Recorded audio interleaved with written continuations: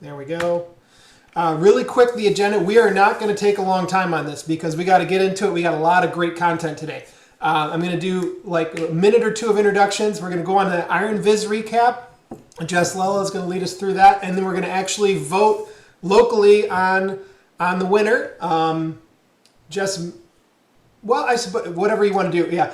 But we'll vote on a local winner. And then we're going to do the Beatles according to Adam and Kevin. Adam Michael is going to lead us through that. It's a fantastic Beatles Viz. Hopefully you already started looking at it. It's really good. Whether you're a Beatles fan or not, I happen to be one. But even if you're not, it's a really great Viz. Then we're going to take a quick Viz quiz afterwards. And as it says, for fabulous prizes, some Tableau related swag, of course. And then Jess is going to lead us through the Tableau conference. So TC21, a really brief, obviously, look at highlights from the conference this year. We'll wrap up with, call for presenters, discussion about the contents for the next meeting. We've already got a session or two planned, and we'll talk about the rest of it. Let's get right into it with Ironviz. Jess, can you take it away? Awesome. Yes, I will. Here, I'll go ahead, get my screen shared. And while I'm doing that, just to introduce myself real quick, I've presented at this tug before, but if you haven't met me yet, my name's Jess Lella. I am a solution engineer here at Tableau on the healthcare and life sciences team, and I've been here for about 5 years. So I'll be the one to take you through Ironviz. Then we're going to come back. I'm going to take you through TC highlights, but without really much time to spare, let's jump right in. And let me just tell you a little background about Ironviz, because if you've never seen it before, well, I'd love to know in the chat if anyone did watch it live. I'd love to see if anyone did. What is Ironviz? So it's a competition we hold each year at TC. It's really exciting. We have 3 finalists build a Viz live. I mean, well, normally live in front of an audience. This year, obviously, it was virtual, and they're chosen from a qualifying round. In this case, it was data plus joy. So it's very open-ended. Really, it was whatever brings you joy with data. And then those 3 contestants get a data set about 3-ish weeks before TC. So they have time to build it beforehand. So what you see live is what the contestants have been planning. So it's almost like speed building. They know exactly what they're going to do, and then they just have to do it under a lot of pressure. And when we watch it live, we actually see them building. We cut to each person. Obviously, we can't do that today, but I'll be walking through the 3 finalists. And then we're going to vote and choose which one you think should win. And then I'll tell you who the winner is. When I go through these vizzes, think about how we score. It's design, analysis, and storytelling. So it's not just who has the most beautiful viz. It's also who surfaced a nice story, who went deeper than just, throwing data onto a canvas. And the winner gets $10,000 and major bragging rights. A lot of respect if you're a Viz Iron finalist and then a winner. Actually, fun fact, we have our last year's Iron Viz winner, Christian Felix, is actually now on our team. So this year, our 3 finalists were Lisa, Pradeep, and Samuel. For time's sake, I'm not going to show the qualifying vizzes. Let's just jump into what they each built. So this was Pradeep's. Let's go ahead and jump to his viz right here on public. And that's what's nice is all of these vizzes, you can find them very easily on Tableau public. And the approach he took is he decided to go with a story around pronouns, around gender. So how were artists discovered? And what really stood out to me, and one thing I love about his viz is it's really clean. I love the simplicity of the design, the nice pop of color. And it's very obvious, that male artists, Blue, obviously, in every geography, were the most discovered artists. So, that's interesting. I would think there'd be some bit more of a toss up there. I love his dandelion chart. I don't see that often. I'm inspired to make one. It looks really slick. And then he has some nice vision tool tips here, like which artists, the most prolific artists, what tracks were the most popular of the year. So that's Pradeep. Pradeep also, he has an amazing Tableau public page. He's got some great stuff. Okay, let's move on. And then Lisa. So fun fact about Lisa, she actually just started using Tableau this year. So pretty impressive. that she ended up making it to Ironviz as a finalist. And her approach, her story is a little different. She decided to choose, who were the top three breakout artists. Sorry, I forgot to say what the theme was. The theme was around music, if you haven't caught on yet. I did put that in the intro slide. So, based on Shazam and YouTube channel hits, she found that these three artists, Givon, Kid Laroi, and Olivia Rodrigo, really just shot to stardom this year. And what she did really nicely, and it's not going to show as well on public, but she has a nice animation here that shows, over the course of the year, just how their hits just blow up. So when she presented this live, she had about 10 minutes and she slowly had this animation playing, which I'm just going to kind of fast forward through. There's a little bit of a lag, so just bear with me, but hopefully by the time I'm done talking, it'll catch up. We just see how, well, eventually, how Olivia Rodrigo is just all over the map. I mean, she had that one song, Driver's License, and it really just, you know, went viral. Really, there we go. So it was really slick to see that the colors just slowly dot the map. I know you didn't see it as nicely as we're doing it here. I also like how she had the little embedded music icon here. So I actually had never heard Driver's License. That's her hit song. So I actually gave it a little play, and that was nice and handy. All right, that is Lisa's. Let's move on to Samuel. He is our third finalist. Oops, sorry. I just clicked on hers again. Samuel's. Okay. So Samuel's, let's go to his. And I'm not going to do his justice. When he told the story, he did it very effectively. But what really jumped out to me for Samuel's Viz is he did something similar to Lisa, where he surfaced, we're 8 stories, so 8 artists who really jumped out. And what he did incredibly live in 20 minutes was his use of collapsible containers. You'll see me as I click through this. Right now, it doesn't look like there's a whole lot going on, but he used parameters and containers and actions really effectively in a very short amount of time. It almost feels like this Viz functions like almost like a web application. The story here, I'm not as proficient in. He told a better story than I'm telling, to be honest. And where is that? Oh, and that broke. Okay, well, sorry, Samuel. I'm not doing you as good a job as I should be. But the analytics in his was very deep. So that's what I found when I was watching Ironviz live to be the strongest in Samuel's Viz. So those are the 3 finalists. Oops, I don't want to click.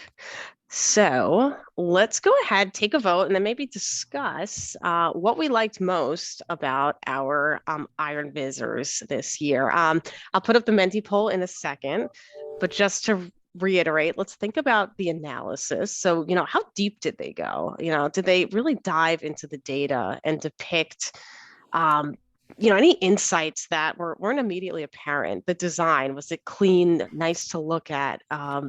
Were they creative? And how did they tell a story? Now, I know this one's a little harder because the actual, authors tell a much better story than I'm doing it as I'm going through it pretty quickly. But who brought those 3 elements together the best? So let me pull up our Menti poll. Give me a second here. All right, so if you go to menti.com, put in that code, we should start to see some votes come in. And I am going to go on a separate screen so you guys don't see which one I pick and actually vote myself. Did you put the Menti link in the chat, or just you're saying going to menti.com on the screen? Yeah, you could go to menti.com and then put this 5508, but let me put it in the chat as well, just in case anybody's... Okay. No. Do not do that now, right? I know. Yeah. Like, please don't. Okay, I'm gonna vote myself. And yes, you can download those Ironvizes, which is pretty awesome. I learned so much from from those people and their design. And all right, let me get my vote in here.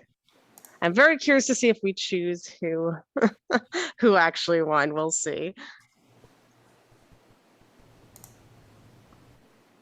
Give it a second. See some people still voting. Let me know, Alex, when you think all the votes are in. Sure. Let me take a look here.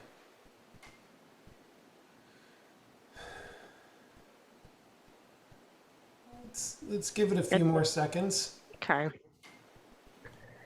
We've still got a few people watching, not voting yet. I can be guilty of that too.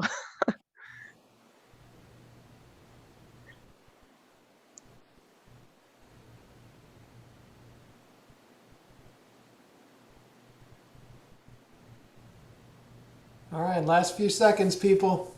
Make up your mind. Pick one. Oh, we got one more.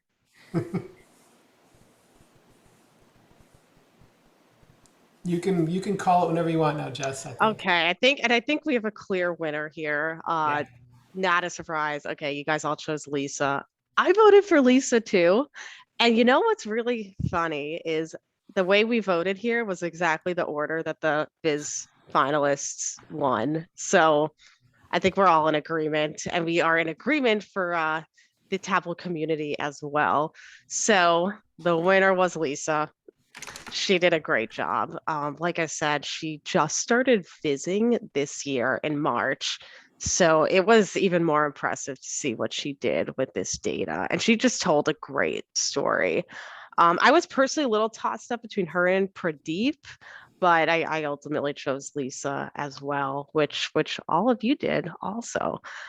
Kind of curious, any comments that you guys had? I know you guys can't speak, right? But we can chat. Let's see.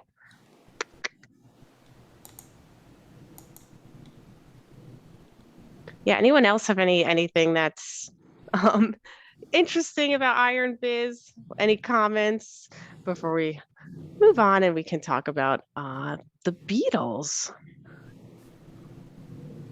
If you want to put any questions in, you put that in the Q&A. That's even better for questions other than comments too. That too, yeah, good call. And that goes for the entire meeting, of course. If we don't answer them in time, at that time, we'll always take them offline if we don't have time later. Yep, good call, Alex.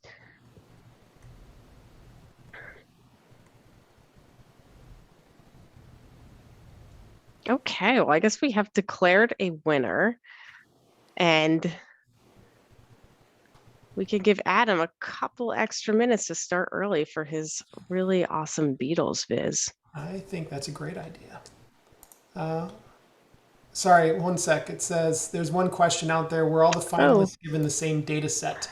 Yes, they were. So the finalists were all given 200 million rows of music data. And I believe it was a collection of Shazam, some Spotify, some YouTube data, all mashed together.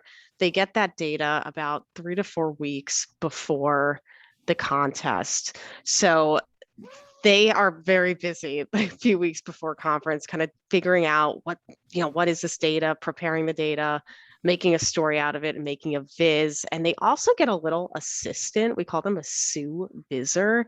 And that's, someone else who's really good at Tableau as well that helps them with the data, with the dashboard and the story. So they do have time to look at it before. I mean, there'd be no way anybody could just build this in 20 minutes without ever looking at it, right? So they do have an idea, a very good idea of what they're going to do ahead of time. So yeah, they do get that data ahead of time. And yeah, I agree, Frankie. It is really impressive. It's really funny when I watch the Ironvizers and they just do it so quick and they tell their story and it makes so much sense. They make it look so easy, but as all of us know here working with data, it's never that easy. When you're just staring at a spreadsheet of data, you put it into Tableau, it takes some time to figure out what direction, are there any insights here? So it's just so impressive what they do so quickly.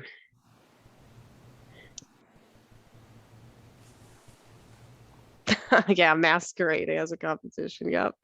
Adam, that's a good point. It is both things very well on both accounts. Okay, Yeah. well, it's 10:19. I think if you don't mind, Jess, we're going to switch to Adam to make sure that Yeah, we have time for all of the Beatles. absolutely. So, good morning, everyone. I'm Adam Miko. I'm a Tableau evangelist at Curus, as well as a Tableau ambassador. I've been a Tableau ambassador since 2020 and love working with Tableau. I've worked with the tool since 2014 and have vizzed and shared Vizes publicly since 2019. So Kevin Flerlich is a good friend of mine and good friend of the community, basically. He's a two-time Zen master and a public ambassador. And we're both huge fans of the Beatles.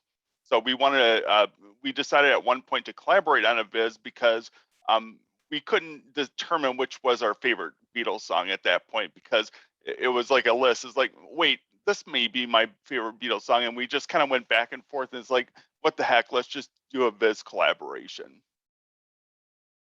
So in order for us to collaborate, we needed to get our data sorted. And in order to make sure that we had proper data to visualize this and create kind of a ranking system for ourselves, it was important for us to get a fresh listen to each of the Beatles songs. And we decided early that the Beatles songs would be those songs that were released on while they were an active band.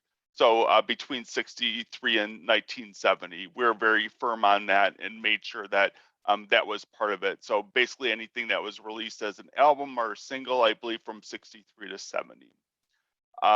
We had to also consider what was the certain thing that we needed to do to make sure that we have the data sorted right and that we could work together on it. And the easiest solution for us was Google Sheets.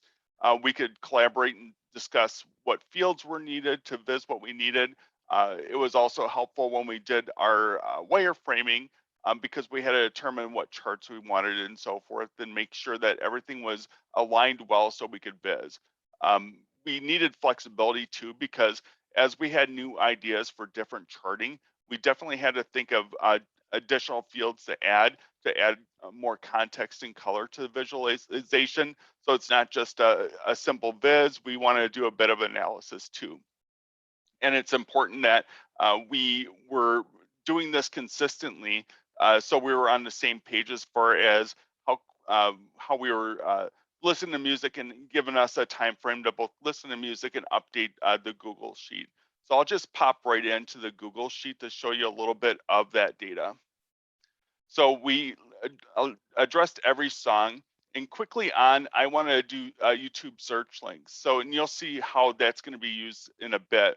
So basically, one cool thing that Tableau features is the ability to use external URLs. So we could use that to search the song. So that's incredibly fun. At one point, we wanted to do a ranking from 1 to 100, but decided to scratch that, but keep that in here in case we wanted to use this.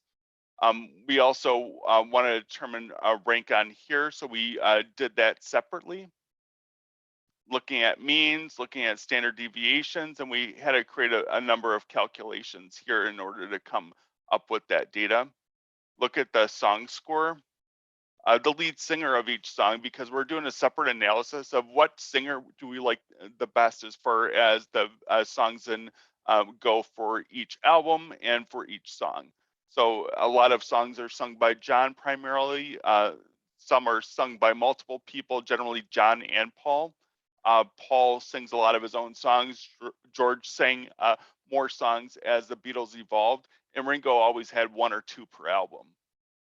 We want to, of course, identify the album that was first released on and the album release year. So we put all this data together so we could visualize it, and that was the least amount of data that we could use. We also have some nerdy stuff with standard deviation and z-score. This gives us a good idea of where our songs are in comparison to how we're reviewing every other song. So it gives us a good base to determine whether the song is an outlier or whether it's within a standard scoring that we would have. Also, we want to cross coordinate and verify that the albums were appropriate and make sure that the release years were appropriate. We made some changes behind the scenes because some of the stuff wasn't appropriate for the visualization based on the restrictions that we placed on it a little bit later. Also did some more cross-pollination here and just verifying the data. So there's a lot of back and forth to make sure that we had the data that we needed in order to verify that everything was as accurate as possibly could be. And then we had other songs too. So sometimes songs didn't make the cut because maybe they were B-sides or released before or after the Beatles became a popular band. So we want to make sure that we covered those and identified those to make sure that they weren't part of the data set. So this is the ugly backside of the Google Sheet. So I just want to show you that and how you can collect data and collaborate with people. So it's very good because it's a data source that you could easily use with Tableau and make updates to. So when you're on Tableau Public and release a data visualization to Tableau Public, all you have to do on your Tableau Public profile is request that it be updated.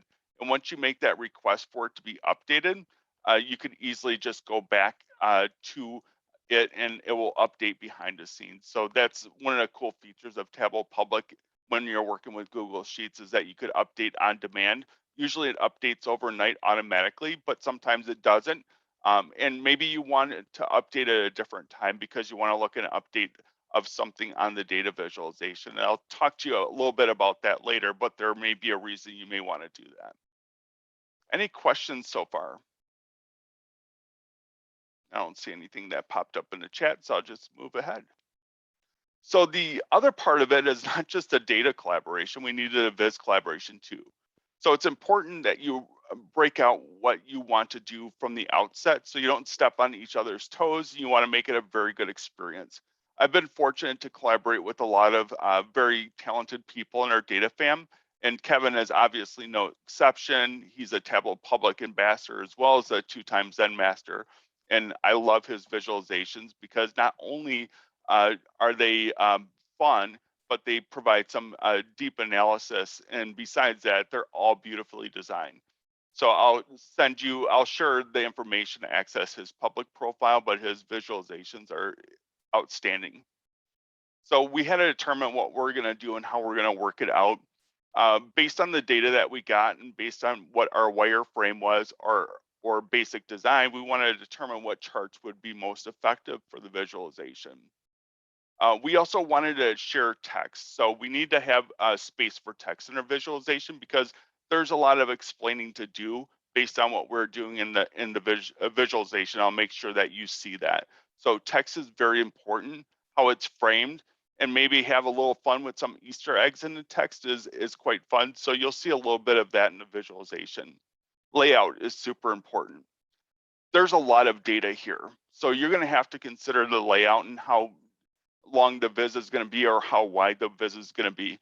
We knew right away this wasn't gonna be the size of a business dashboard and that it was gonna be quite long. We prefer more scrolling down as opposed to scrolling across, but some people like wider vizes. But for our purposes, we want a nice long viz so it tells a beautiful story going down. So that's part of the layout. And then we went back and forth with feedback and iteration. Both of us had ideas for charting, layout, design, and color that we went back and forth and bounced off each other. We may have said we liked something that each of us did, or we may have had a different idea.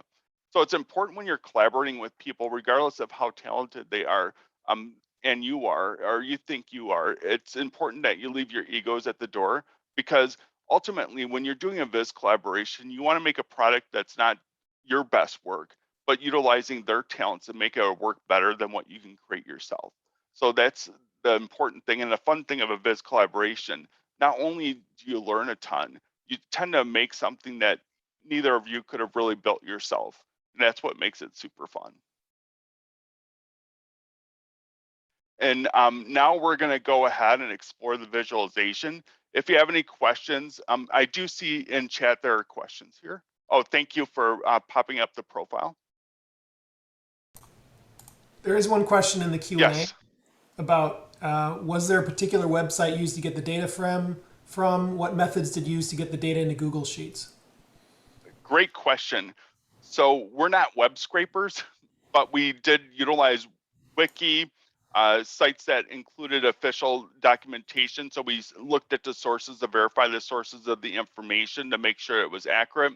And we had a lot of inherent knowledge of when stuff was released and what was released and what was an album and what was a single. But it was important for each of us to really dive in and verify it, not only just because it's on a wiki document, but also go behind the scenes and look at the source documentation to verify that's in fact truth. There are some Beatles sites as well that we went to verify this stuff. We just want to make sure that everything was verifiable. But yeah, we did old school. It was all pretty much adding it via either using a couple calculations. I threw together in Excel and pasted it in the Google Sheets. That was the end outcome once everything was coordinated that way. But great question. But other people that are skilled in Python or use scripts can use web scraping and grab that information. But I do caution against that. The reason being is that oftentimes what happens is that you'll get incorrect information.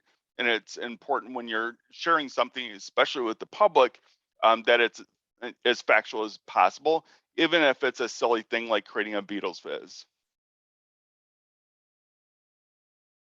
Now I'm going to pop into the visual on Tableau Public.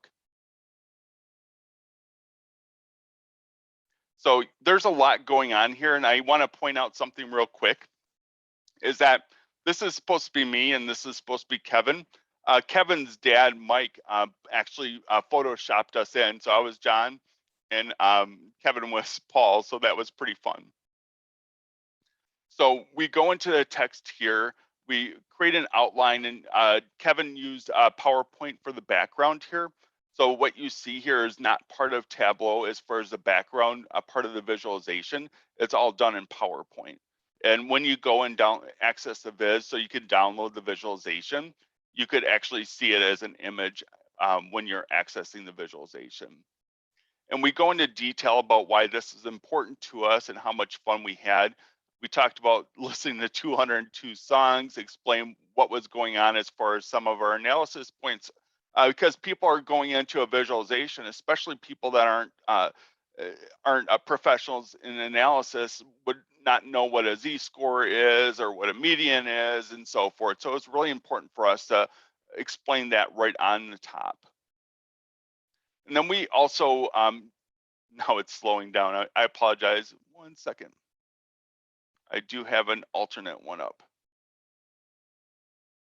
So now we have the songs.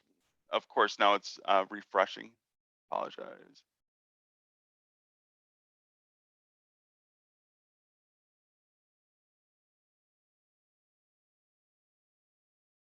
And it's a long vid, so I apologize about the refresh, but it decided to refresh as soon as I was showing it.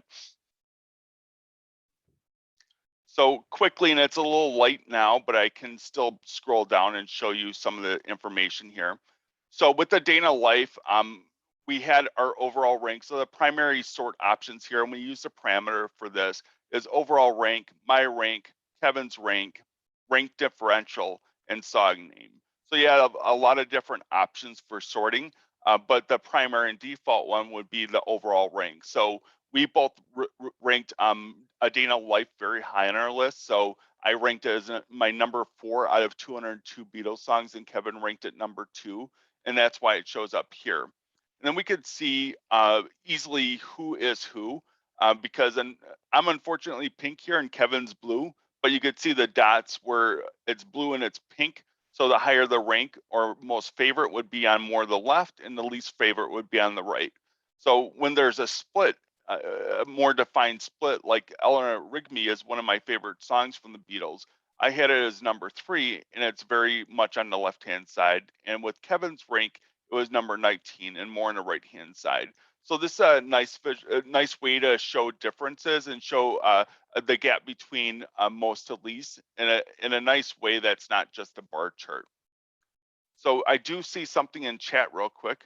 Oh, thank you so much for that.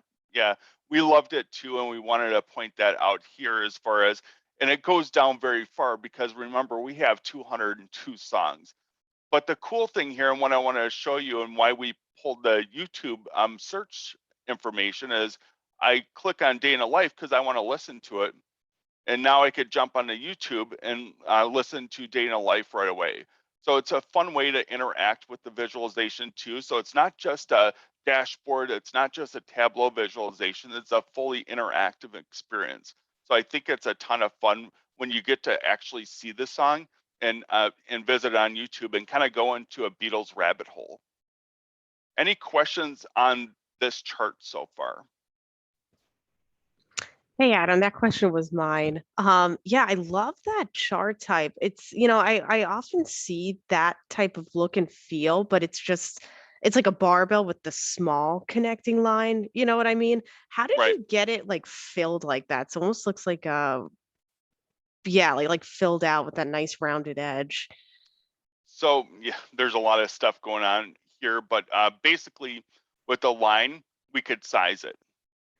So if you size it Ah, small, it's a dumbbell. You size it large, it's a connected dot plot. very So nice. using dual access on our measure values. So that's a great question. And Kevin and I both love the look when you're comparing it to a barbell or a dumbbell chart because Mm-hmm. it just feels like a nice pill, and it looks a lot more modern, at least to me, than a dumbbell chart does. I agree. And especially you could do a lot of stuff with the backgrounds and make colors pop more. And that's what we're going for here. Is the nice dark line here makes the blue and the pink pop a lot more. And Kevin was super bold with the background here with the mustard yellow, but it does really fit in with the decor here. So I have to give him props here. I usually go very plain with my background. So that's one of the things that Kevin adds to the picture, besides a lot of other things, is that he is really great with interesting color combinations that really stick out and pop. So then we had to discover, using our scores that we were calculating on a Google sheet and looking at our rankings and certain other things, we're looking at what were our favorite albums. So from the Beatles era. So I wanted to go ahead and select what mine is. So so basically here again, we're using a parameter and pulling my ranks and sorting them that way. So we have a little animation going on. So it's really cute to see the little dots fill up. And the box plots here, a lot of people don't like to use them because they're hard to understand for a lot of people. But when they're used correctly, and hopefully this is the use case that they're used appropriately, it's pretty easy to see where our favorites lie based on the median section here, where this median comes up. We could easily see what's our favorites and so forth. So it pops up that way. So we have the Magical Mystery Tour as my favorite, not because of the extra instrumental songs. I'm just focused on the songs that were new to the album and not released as singles before, and were Beatles songs and not Brian Martin or Martin's song, George Martin's songs. So that's an important distinction there. But Kevin also had it ranked very high, but he had a lot of variance between the scores. You could see that in the box. As far as the box was super long in his, mine was pretty consistent and kind of consistently high. So if we look at Kevin's rank, his favorite album is Sgt. Pepper. Mine it's very high on my list, but not my favorite album. You could see that a lot of his scoring, if he doesn't like an album so much, there's a lot of variance, and pretty much like mine too. I do like Let It Be, a number of songs on Let It Be, but you could see the huge variance in the quartiles here. So it's important that it's a good thing to also look at that for context purposes as well. So we could see more context based on using that rather than circles. Another idea people would have is to use just a circle plot and have a average or a median a reference line, but it doesn't give me the context that I want to really see to see where I'm looking at the collection of songs based on individual scores. Any questions? Oh, I do see some questions here, and I'll just take a look real quick. Could you make a video appear within the visual instead of going to a new tab? Good question, Bob. Yes, and I've done that many times before, but considering that we utilize so much space here, And we want to make sure that when somebody accesses the link or clicks on it, that they get a video. We want to do an external link because this will always search appropriately. It's searching Beatles A Day in a Life. Sometimes what happens with songs, especially on YouTube, they get removed. When those songs get removed, it's disappointing when you click on it and you can't play it. So that was a decision we made to make it external and make sure that the song stays and the person will be able to find their song. But very good question. And I've done that a number of times, but it's in times where I know the songs won't change.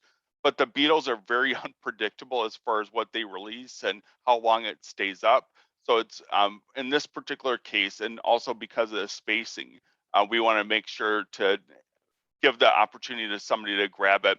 And the other thing too is that there's a number of variations that you get when you do the external search. You may want to see a cover of it. Again, you may want to do the deep dive version of it. So it's kind of interesting for that as well. So good question, and a lot of us do it. And what we do is we use like a web player, and you can use parameters or filter actions to play videos on YouTube videos. And you can look at my profile for that. I do have an Elvis one, for example. I think songs of 1983 I have, for example, that you could do it. I think it was a racing bar chart one that I click, that I have the YouTube video in the visualization that you could use a parameter and select it. So next up, we have a lot of fun little text, and we do little post-it notes to each other. Again, this isn't part of Tableau, but this is something we created in PowerPoint, or Kevin created in PowerPoint using our words, and it was just kind of fun, little Easter eggs that we like to share when people look at Vizes. So it's not just a regular visualization. There's a lot of fun things that you could explore and dig into. And then the next up, we're looking at Beatles lead singers. So overall rank, we both liked Paul. Did I like Paul the most? Yes. However, this was interesting. Look at Kevin's rank and look at what happens. Could you believe it? Kevin likes Ringo more than George. So that was shocking to me when he came up with that and we saw the visualization. So it's super fun and important to be able to go through and use sort options and apply parameters for those because you can get some interesting insights. Of course, it's a silly comparison between two people that are huge fans of the Beatles, but it's kind of funny when you see that most people tend to think Ringo is definitely by far the fourth favorite Beatle, but then Kevin really likes some of his songs, and you could see that here, and definitely likes him a lot more than a lot of George Harrison's songs, as you could see the low rankings of some of the songs here. Inner Light was really low, and then you could see the Z-score. So another point I want to make out in this instance is that you want to utilize tooltips very well. Many people tend to go and use the default tooltips. The problem with that is it doesn't create a lot of interest, and it doesn't add additional context that's interesting. So if you see the default tooltips, there's no narrative there.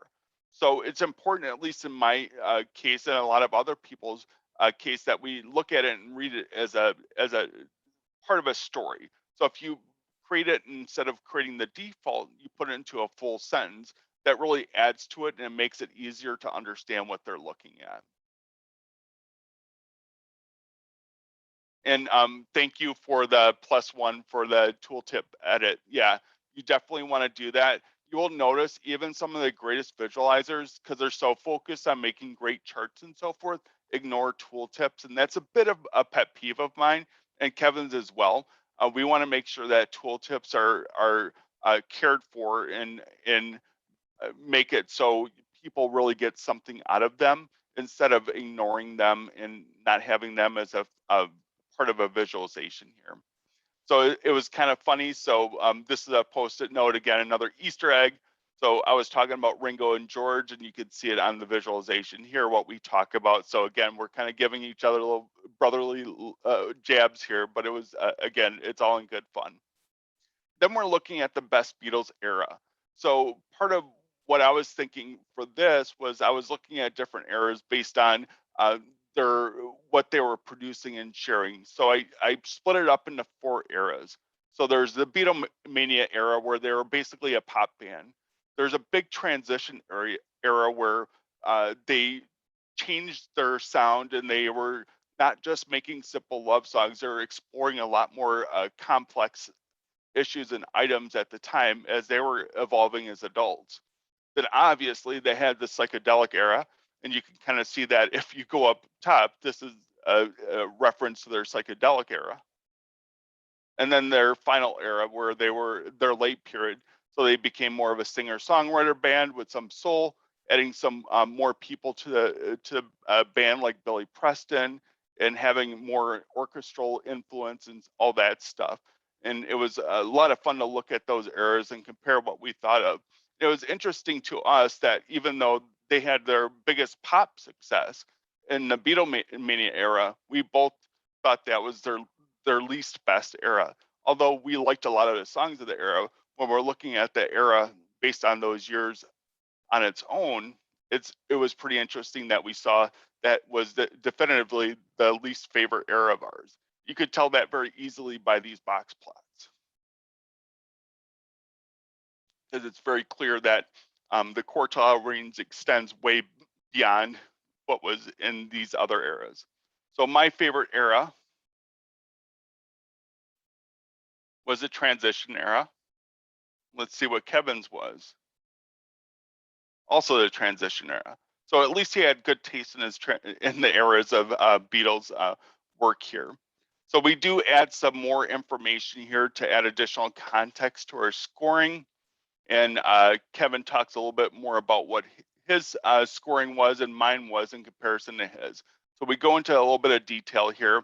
We also include links to like a playlist of our favorite Beatles songs. So if you want to see my top 20 instead of clicking all the links above, you could simply click here.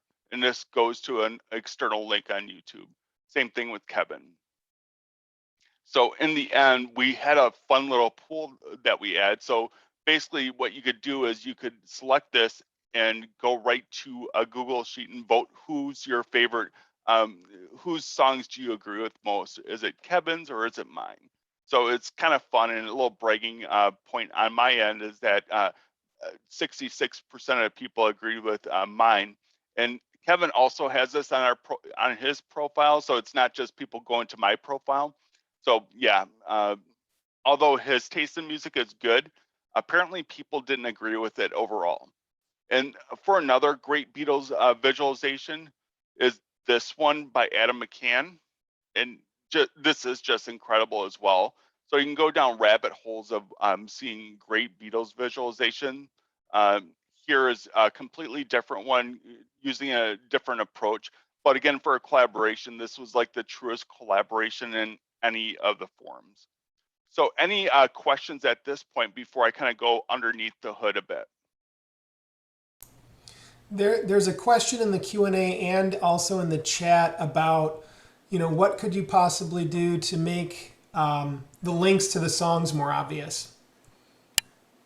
So, Meaning, each of the songs you can pop to go to YouTube, but some people weren't clear that was available. I could see that icon right there, but right. So other things you could do is utilize it in a tooltip. So if you hover over something, you could create a note in the tooltip to click to access the song and make that pretty obvious on the tooltip itself. We didn't do that because we had the icon here. However, that would be something that you could do to make it more obvious, or you could use additional text here to make it very clear. So please click below. We kind of hit it a bit here just for design purposes, but there's a number of things that you could make it clear, or you could even put it in this section. So again, this was part of the PowerPoint side. You can't really make this in Tableau, but you could add more text up here. Remember, click below to access your favorite songs. You could make it more obvious, but again, it was a design choice on our end. And we do talk about it a bit in the text as well. Good question. There's another question about why you chose z-scores for the comparison. So that's a very good question, because when you're looking at, and we talk about it up here. So basically we're looking at our songs, ranking them from trying to determine the rank of our songs of all 202 songs. So looking at our standard deviations, and considering its context, we want to determine what the z-score was, whether it's going well outside our standard deviations, and then we could determine the outliers. So z-score is good to add additional context when you're comparing and adding standard deviation, because that's just another level where you could kind of dig deeper to determine what's the impact of that standard deviation, and how and the z-score was where we kind of went to based on that, determine the extent of outliers. Good question. We're clean at the moment if you want to continue. Okay, very good. So we do have a lot of, and I'll just unhide all sheets here real quick. And I'll show you the layout. So,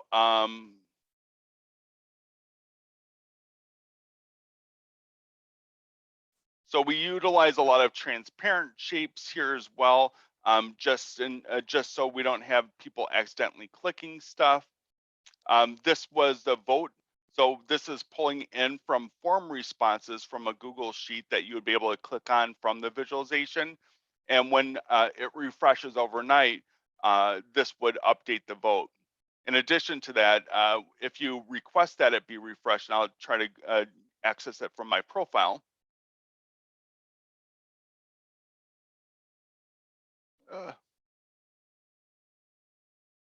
Oh, I'm not signed in into that right now, but if you're signed in, if I'm signed into my profile, I could request it. So I do apologize, I didn't sign in. We went over to barbell chart talking about z-scores, and again, that's referenced here in determining what we're doing for ranking purposes. Again, and that's another thing that we're using z-score for, is adding context to our ranking as well. Here's an example of our box and whisker plot. So this is mine. So we're utilizing different sheets. Using the middle, so going back here, and I'll just scroll down a bit. So this isn't one sheet. This visualization is one sheet. We're using a sheet here, and also using a sheet here, tying them all together with parameters. So this parameter is used for all of the sheets. And basically the same thing for Kevin. So when I do the sorting here, so I'm going to look at release date, for example. So it's going to sort all these because the parameter actions are supported by everything here, and we have the sort based on that. So if you go in and download this, consider this and determine how we did that. So just so it shows us SNES is sorted by this. Kevin's very good at creating a list of ats before calculations to help easily find the calculations or edit the calculations that we put together, and then sort by average. But there's many other ways you could sort them too. But again, this gives you a sort based on everything that was selected here utilizing this parameter. So that's a good tip that we could use, and that we have everything sorted that way. And you could see that sort here as well as that sort in Kevin's. So everything works really well together. So that's a great use of utilizing a parameter on multiple sheets to make it look like one viz. So if you're looking at this and we're going over this, you may have considered this potentially one sheet, but you can utilize multiple sheets that way and make it feel like one sheet. Again, we do a lot of other things like that throughout, to split up sheets to make it work and function very well. And so the same thing we applied here.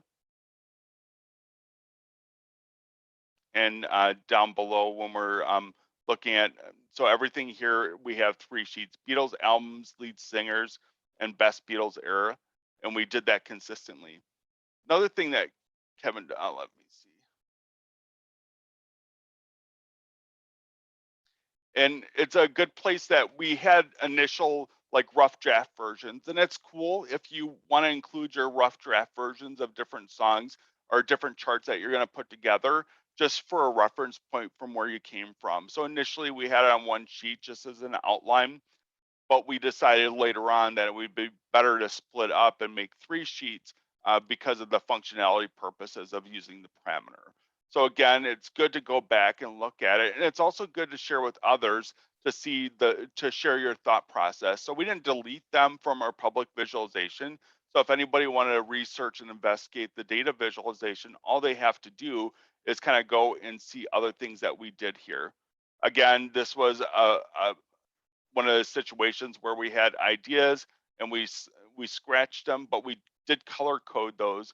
So we had another idea with scatter plot here for favorite singers, but decided that was too complex and too confusing, although it looks kind of cool. We decided to scratch that. Again, favorite album, instead of the bar chart, we went with a box and whisker. Again, I think that was a good idea, but it's kind of good to show the thought processes if you have them. And don't be embarrassed to have that stuff out there. It's really helpful for those that are trying to determine what they're doing with visualizing, to get that for inspiration purposes, so they could see, what are other options that could be used. So if you do have that and you keep that, it's great to leave it on there. Just don't show the sheets when you have the viz, but it's good for somebody who's downloading a visualization to get a little insight of the thought process. Any questions?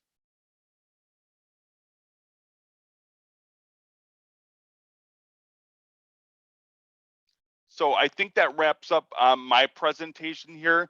Again, it's downloadable from my profile. So if you want to really dig into it, feel free to do that. Ask me questions offline. That's fun too. And I'll be happy to help you out. You could follow Kevin and I on Twitter.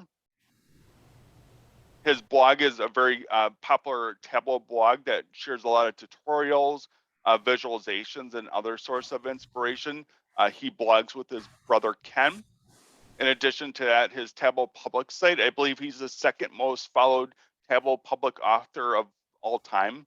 So you'll definitely want to follow his site for inspiration. You can, I already shared my Twitter above, but you could connect with me on LinkedIn. I'm happy to connect with people who share interest in Tableau. My blog's adammico.medium.com. I also blog on a number of other sites, including a recent blog for my company site covering the Tableau conference. And in addition to that, I have a Tableau public site as well, which I just shared. So thank you so much. Again, if there are any additional questions, feel free to reach out to me and I'll be happy to answer them. Thank you very much, Adam. As a humongous Beatles fan, I really enjoyed interacting with your viz.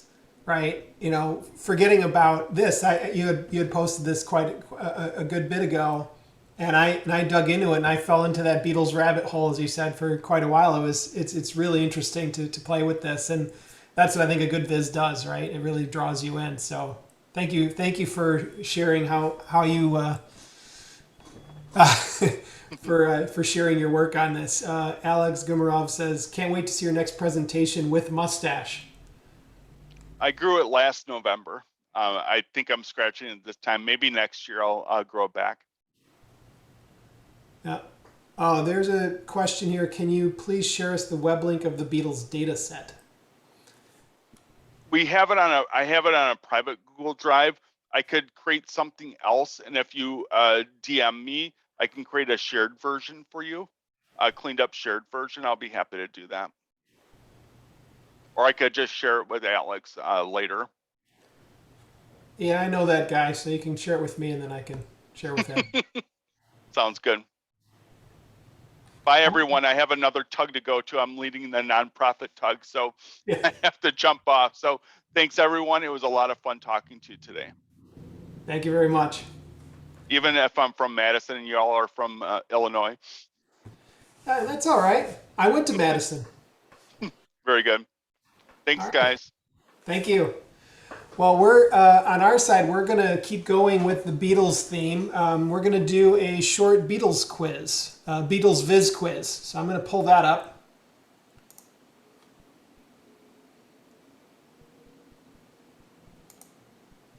And I'll share the link in the chat in a moment as soon as I get the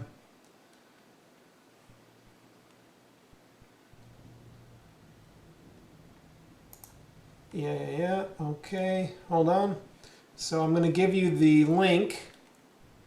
It's going to be Kahoot.it.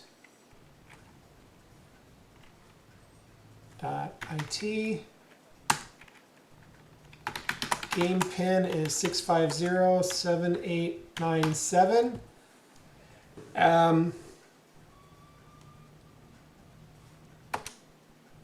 Okay, we're going to give people maybe a minute or so to get entered in.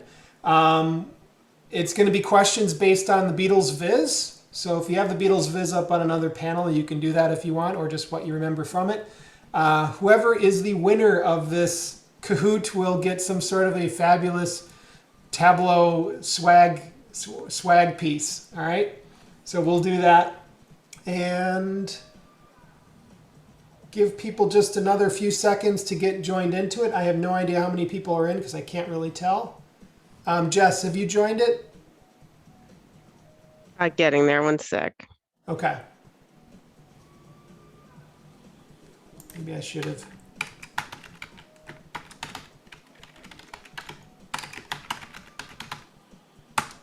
There. Now I made it an actual clickable link in the chat just to make it easier for people. 6507897. Let me know when you're in, so because I can't tell for sure if I can see if people are in or not.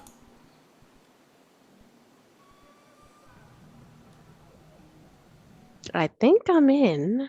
Yeah. Okay. We're gonna wait. We've got three contestants right now, so your odds are pretty darn good to win a prize right now. Now we've got 4, but we'll give people another few seconds to try and join in before we start the game. And let me see if Heidi's on. If Heidi's on our meeting. She is not, which is okay. At the conclusion, whoever the winner is, I'll get in touch with you, and then we'll get you in touch with the Tableau swag store, and we'll get you something. They don't sell this mug anymore. This is my favorite one. This is a Data Explorer mug. That's a good one. Yeah, I just like the shape of it. I'm trying to swag myself up here, so I've got my Tableau 9.0 hat, and my data shirt, and my mug. Yeah, you're putting me to shame over here. Although I do have my little hoodie here, but it's too hot. Yeah. You know what's my new favorite is the shirt that Andy Cotgreave was wearing in the Ironviz competition. Let me see if I can find it.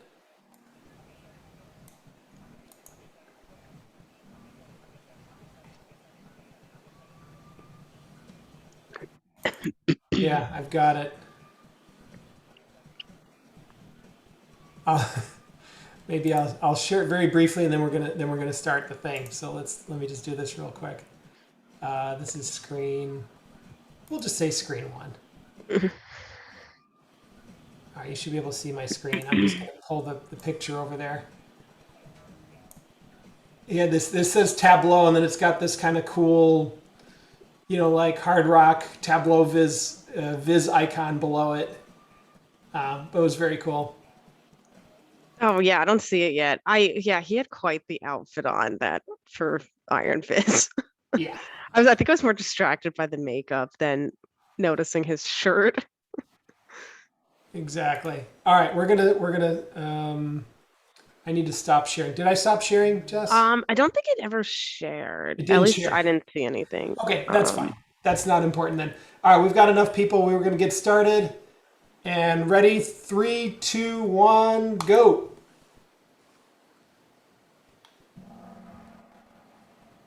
All right, it's loading. You can see it. Should say 3, 2, 1. All right.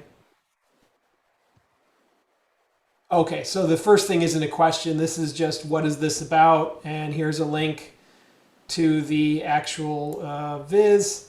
You can actually cut and paste this that link into another browser window and open up the Beatles Viz if you want to. I'll give people a couple, like 5 seconds to do that. We're not going to spend a lot of time doing that. People have already had that link actually, so now I'm done stalling. Here we go.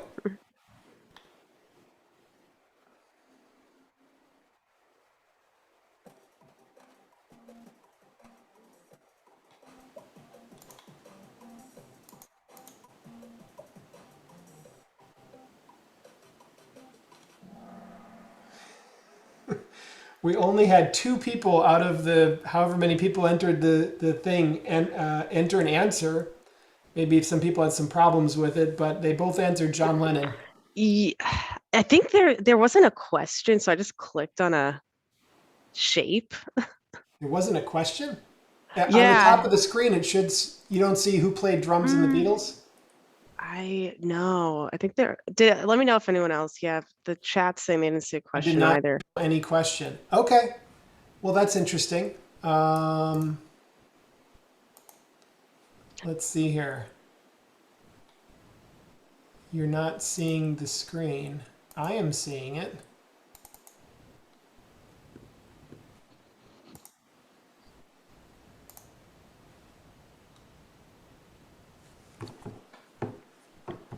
What are you seeing? Did you only see the answers below? No, it's just 4 shapes. Just 4 shapes? Yeah, Nothing else? apparently my guess was incorrect too.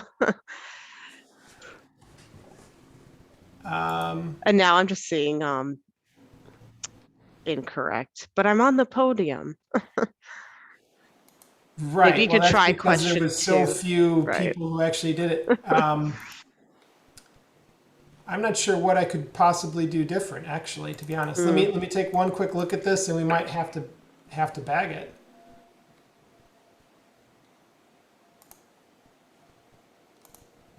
So let's see. If I go here, Okay, it looks like we're starting over. We could give it one more go. Yeah, it looks like Marlene had a good suggestion about you share your screen, we see the questions, and then we vote. So maybe that's the better way to do it.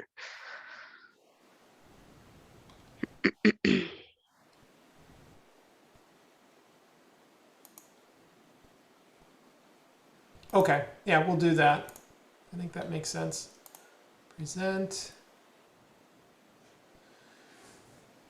You're already all on the Kahoot site. We're going to do, let's see here.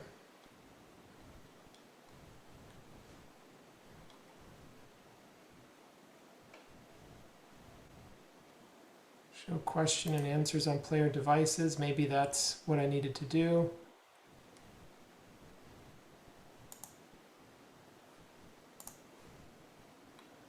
All right, I'm going to load a new game pin. New game pin. 53356, 53356. That is the new game pin. I am going to share my screen momentarily.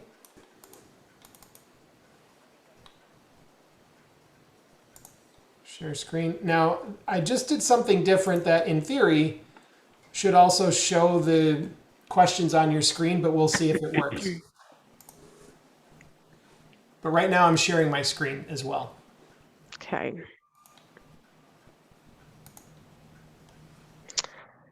We're seeing the intro. Well, if it said you could put in an intro before you start, I thought, sure, I'll put in the same intro I put in the beginning. Okay, then I think we're seeing the right thing. All right. A couple more seconds and we're going to get started. We have about the same number of contestants we had before. We have 10 contestants right now. We have 10 questions. I think we had 10 or 11 last time. So 5, 4, 3, 2, 1. Here we go. Kahoot at work. Now, can you see it on your machine or just here? I don't know. It's booting up for me still.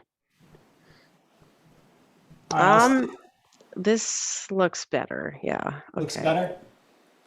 I'll keep sharing my screen anyway. in case people want it or need it. But here we go. We're going to go to the first question. Yep, I'm seeing it. You are? Okay.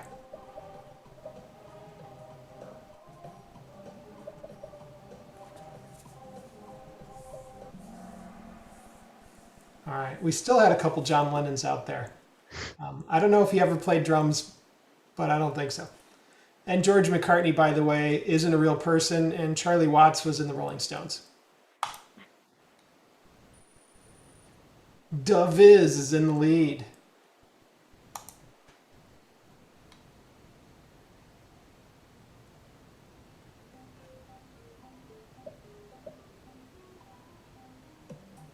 If you were paying attention to the Adam session, you will know this answer.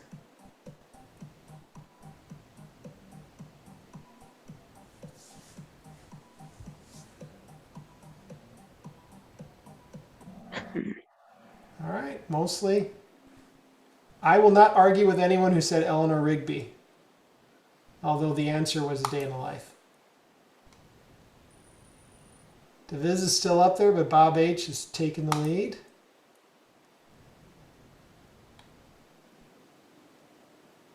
Who are the authors of the Viz, right?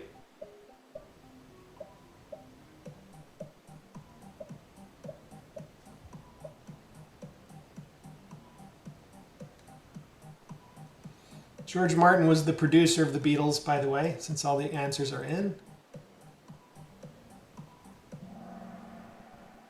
Yeah. Most people didn't get tripped up by the fleurlages.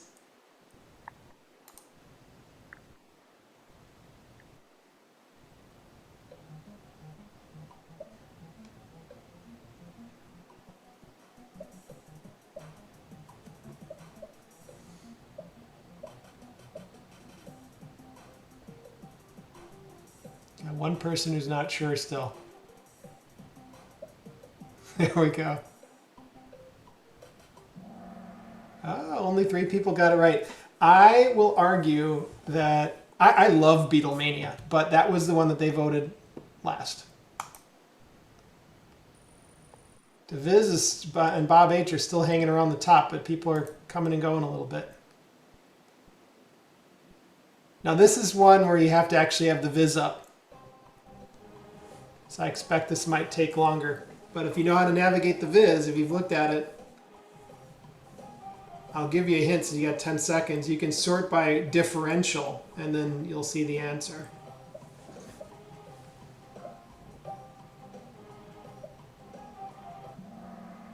It's Tomorrow Never Knows. Yep. Cry Baby Cry was right up there, but Tomorrow Never Knows was the big one.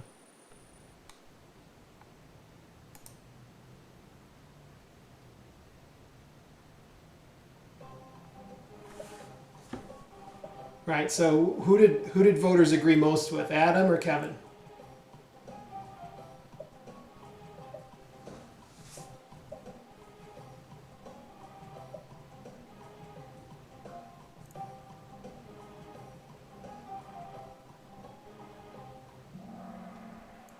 Yep, most people got that one right as well. I will agree with the most people as well. All right. MSN and DeViz still in the lead. There's a few more.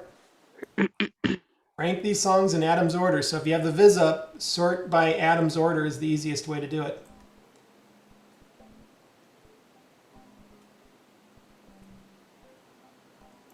You have a full minute for this one, so you have time to actually look at the Viz. So if you're looking at my screen, if you have the Viz up here, right, you would want to change the sort option. Oh, now it's thinking. Oh, it must be busy because everyone's looking at it.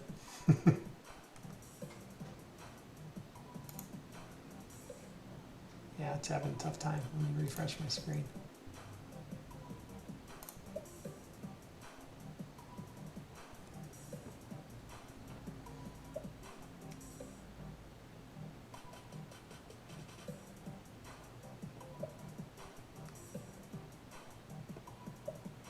Just put anything in at this point. It's not going to hurt you.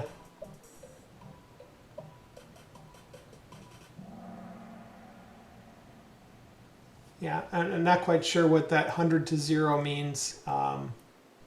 But the correct order is as below here. And I picked these songs because this is an area where I'm not going to agree with Adam on. I'm not going to put Rocky Raccoon above Hey Jude, which is just a hilarious one to me, but there you go.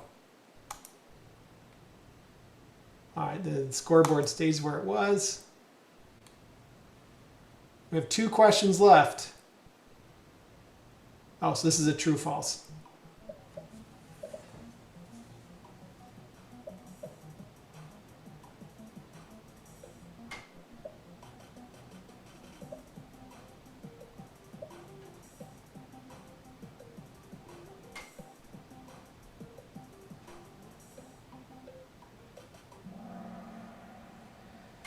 This is the correct answer. That is false. Most people would say that, I think, but in the Viz, Adam and Kevin did not agree. I think Kevin had Ringo above George.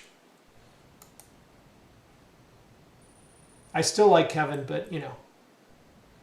All right, here we go. We have 1 question left. MSN is in the lead. Poonam has got a chance. Actually, so does Deviz. I mean, you never know with how the scores go with this last question, how quickly they happen. If MSN falls asleep, right? Let's see.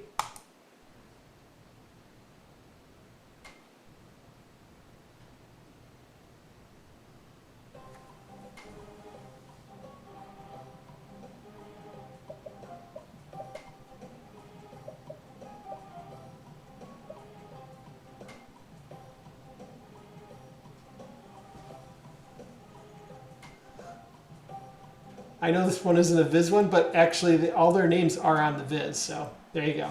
We had one person go with Jeff. That's okay. All right, let's see what we got.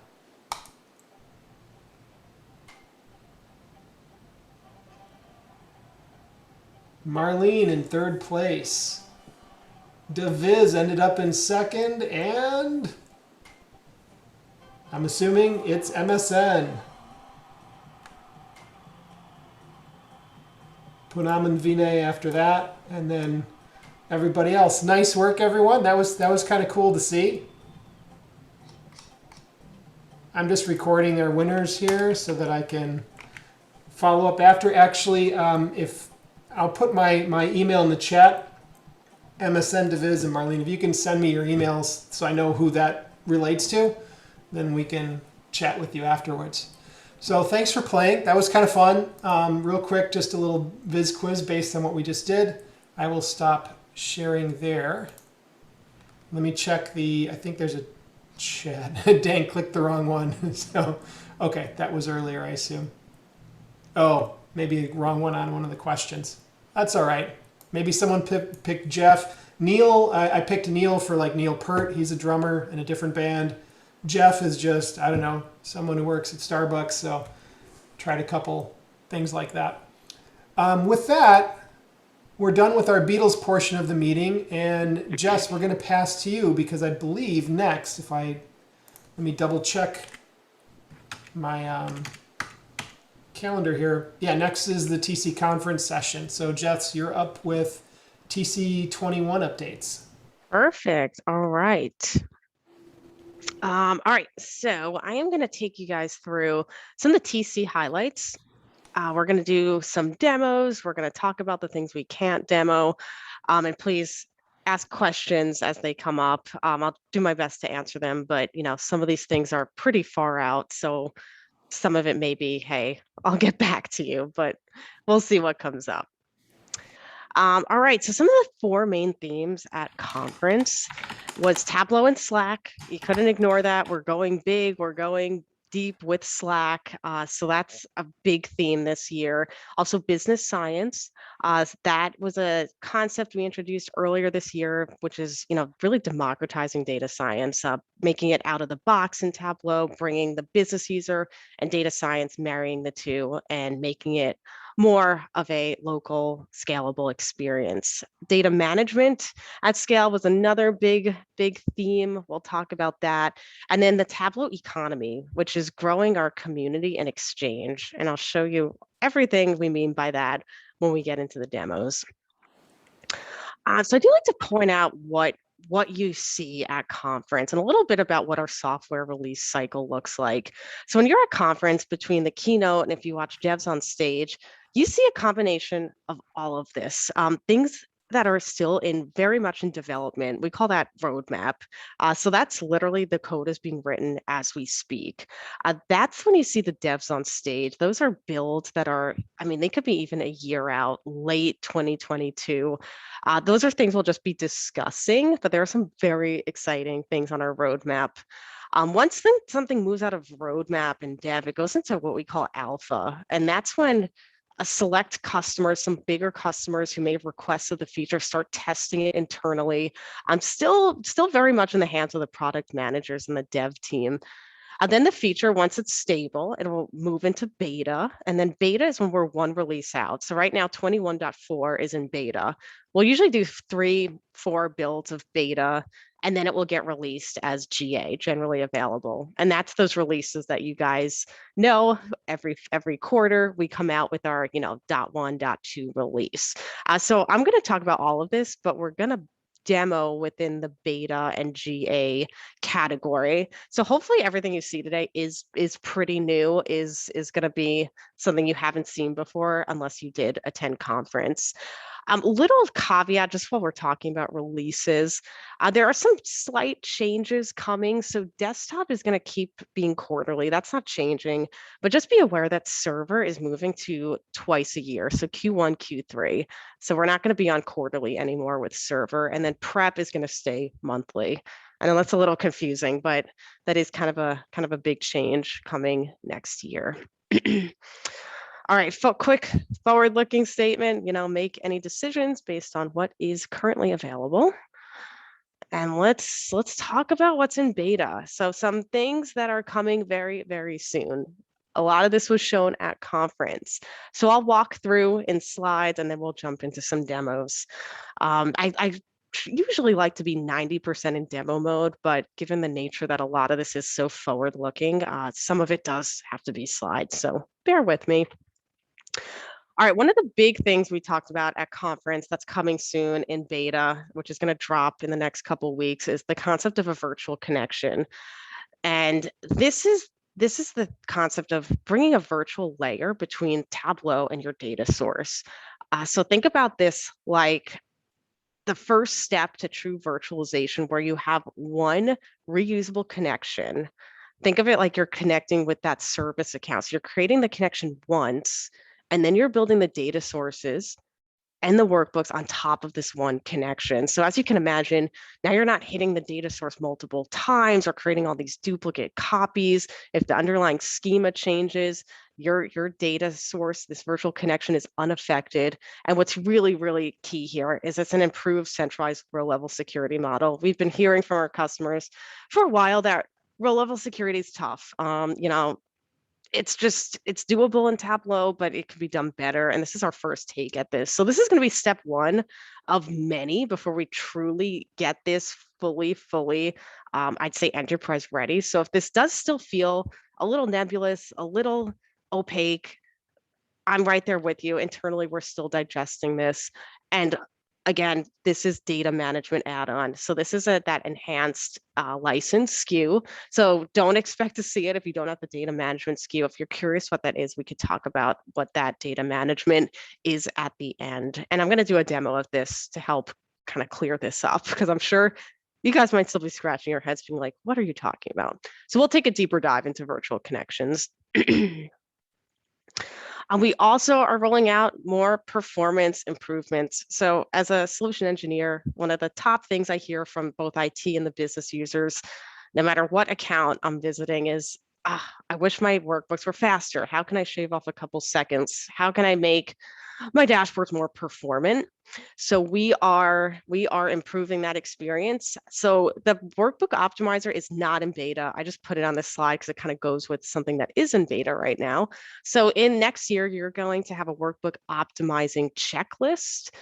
Before you publish this server, it's going to scan your workbook and look for 10 to 15 best practices that will improve your efficiency. So things like, do you have unused data sources closed out? Have you materialized your calculations into the extract? Is your dashboard overly complex? Things like that. And we'll let you know, hey, you might need to take a look at this. You could still publish it, but you might want to check this out. What is in beta, which I'll show you, is this little dashboard accelerator button. It's going to deal with caching. There's some other things going on behind the hood, and it's just a click of a button. I'll show you where to find that on any dashboard. So that's exciting stuff. And also, we are going to talk about some other features in beta. Some of these were not mentioned in conference, but I do want to cover them because they are really handy and worth knowing that they are rolling out soon. So a fan favorite and request is copy and pasting dashboard objects. It seems like a simple thing, but we couldn't do it until this 21.4 release. You can also now edit published data sources, which is huge. This is a 9-step process currently. We're going to be able to do it now just with a couple clicks. And we also have some enhancements to metrics. And normally when we have a feature enhancement, I don't always go there in these types of sessions, but this metric improvement is actually a pretty big one and one I'm pretty excited about. So I'll show you guys that as well in a demo. And then we'll also talk about Prep Builder linked tasks. So if anyone's using Tableau Prep to prepare your data today, there's in the ETL, it's usually not just, hey, I need to make a quick flow. A flow might be dependent on a different ETL process finishing successfully. You don't want to run your flow and then the data before it didn't finish. And now your existing flow is stale. So we're fixing that. You can do that with linked tasks, and I'll show you how to do that as well in our demos. Also, just to kind of recap our data connectivity updates, what we've done this year, where we're going, what's coming. Each release, we're always adding more connectors. We're at the point now in the product that, really the big guys are in there. So now we're starting to get into those more niche data sources, kind of as you can see here. Some of the ones I'm excited about that have come up with customers. I know everyone's different. Workday, I've had that come up. The C data connector is also going to open up a worlds of possibility. They connect to a ton of data sources. So again, connecting to data is just getting more expansive. I usually like to say, hey, if you have data, we can find a way to get to it. But if there's a connector, even better. And okay, we're not going to go into what's new in GA because we're going to break out for those demos separately. All right, let's talk about those virtual connections first. So I am on a server, this should all look familiar. And what is new here is, we have our projects, our workbooks, all things that are familiar. But if anyone sees what is new, what you've probably never seen before is virtual connections. And I'm going to show you one that's already set up for the sake of time. Regional sales data. So think about this. This is going to a SQL Server database. I'm going to show you what this looks like under the hood. We'll have to just connect real quick. Luckily, that's all saved. So the data connection experience looks a little different, right? You're like, okay, it looks familiar, but it's not quite what you're used to seeing. So I'm going to use good old Superstore. If you've seen demos before, played with Tableau, it's a very simple data set that comes with 3 tables: your orders, transactions. I'll actually give you guys a peek because this is exactly what we're going to talk about. Your people table, and this is what we're really going to dive into with the row-level security demo. So think of the person like a sales rep. Anna should only see West data. Chuck should only see East data. This is row level security. It's not, hey, what can Anna do on the dashboard? Can she click here? Can she subscribe? It's what data can she see? And this is what's been a little historically difficult to do in Tableau. So not only can you create this virtual connection, sure, we could stop here, publish the connection, and we're good to go. Now we just use this connection to build on top of workbooks, create those published data sources off this connection. But we can also create policies. So I could create multiple policies on top of this data source. And we're going to look at one policy that's already existing. So as we, our little hint here, region and person, each of these 4 people maps to a region. So I've set that up, in orders, region is a column, and in people, region is a column. And simply I make my condition. And again, apologies if anybody is like, whoa, what are you talking about? This is much more of a data steward thing, but it is a really big part of virtual connections. And that's why I'm diving into it today. So person, as we see here, exactly as it's written out in the data source, matches to their full name in Tableau. So when they set up their account, my username login might be J Lella, but my full name as logged in Tableau is Jessica Lella. So as long as that matches, we're restricting the data. So let's take a look at how this actually works. So this is what's really nice in virtual connections is I can now test out, is the policy working? So I can now preview as, let's take a look as Anna. I think she's West Coast, right? And I can see, did this actually restrict her rows? And it did. So she's now only seeing 3,000, a little over 3,000 rows out of about 10,000. Doing this in Tableau without virtual connections, it's doable, but you can deal with joins blowing up. It can get a little complicated.